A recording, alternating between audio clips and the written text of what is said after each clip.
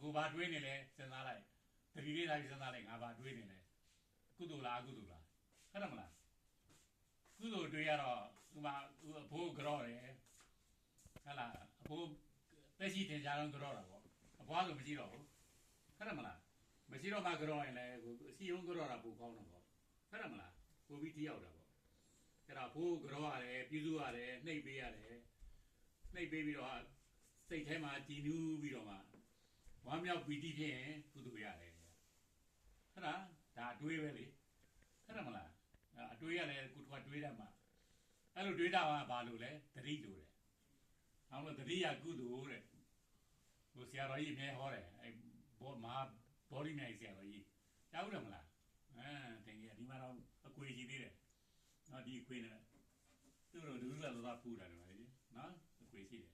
သူ့သွားဖူးတဲ့ကွေအခုတော့ပြန်မူသွားပြီသူဟောတာတတိယကုသိုလ်အတွေ့ရအကုသိုလ်နော်အကုသိုလ်ဒါပေမဲ့ကုသိုလ်ဖြစ်ပြောင်းလို့ရတယ်ဒါကိုပြောတာဘောပါတော့ဒီနုကမှတ်တာဒါပဲအရင်ကအများကြီးပြောထားတာ